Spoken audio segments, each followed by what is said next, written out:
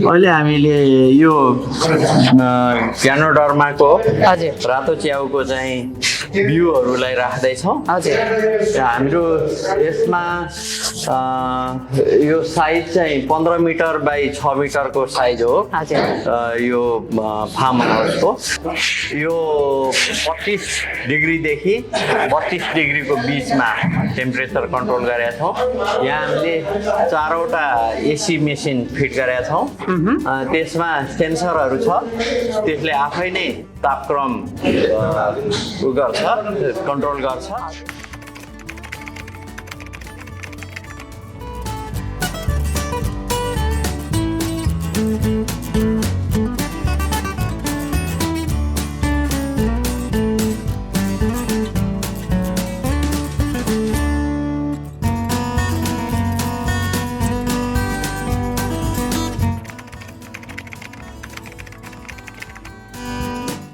च्याउलाई चाहिँ मुख्य चाहिने के हो भने ओसिलो हुनुपर्छ। त्यसको लागि हामीसित यो तल भुइँमा चाहिँ एउटा ऊ राखिएको छ, ओमिटर भन्छ, यसले भनौँ पानीलाई फालिदिन्छ। यो भुइँलाई भिजाउँछ यो तलको पाइपले, त्यहाँबाट हामीले पानी फाल्छौँ।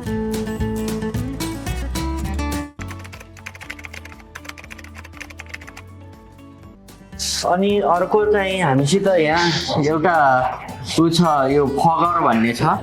यो फगर मेसिन, यसले चाहिँ बाफ फाल्छ यो मेसिनले। अनि त्यसमा छुट्टै किसिम हामीले बाहिरपट्टि सेट गरेको हुन्छ मेसिनमा। ह्युमिडिटी फायर भन्छ यसलाई, अथवा फगर भन्छ। अनि 90 ह्युमिडिटी चाहिँ 90 मा राखेको छौँ। त्यो ओसिलो, त्यसको अर्थ ओसिलो हुनुपर्ने भन्ने किसिमको हो। त्यो यसलाई के चाहिन्छ भने यो बाहिरको चाहिँ तापक्रम ओसिलो हुनुपर्ने हो, भुइँको मात्रैले पुग्दैन। यो बाहिरको यो किट भन्छौँ हामी यसलाई, यो बिउलाई चाहिँ किट भन्छौँ। यो किटमा आफै भित्रपट्टि पानी जाने होइन, त्यो ओसिलो चिज राखिएको छ। अब त्यसमा चाहिँ बाहिरको वातावरण ओसिलो हुने बित्तिकै, ह्युमिडिटी चाहिँ 90 मा राख्ने बित्तिकै त्यसले आफै काम गर्छ। त्यो राखेको छौँ पानी छिस्किने, त्यो पनि अहिले हामीले यो सबै सेट गरिसकेपछि हामी छिट्छौँ।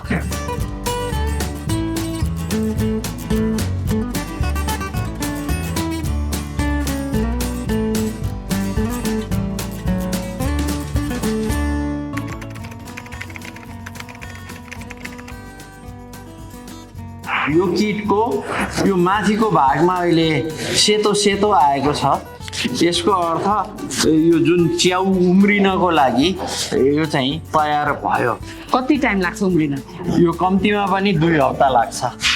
2 हप्तापछि चाहिँ यसले भनौँ न यो सेतो भाग चाहिँ बढ्दै जाने हो। पहिला यो तलसम्म आउँछ, अनि झन्डै आधाभन्दा बढी गएपछि चाहिँ यो माथिबाट टुसा, अहिले चाहिँ टुसा निस्किहाल्दैन।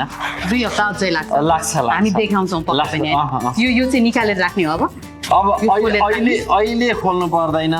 यो जब यहाँसम्म जान्छ नि, अनि हामीले यो खोलिदिन्छौँ। त्यसपछि अनि यो सजिलैसित माथि टुसा बाहिर निस्किन्छ।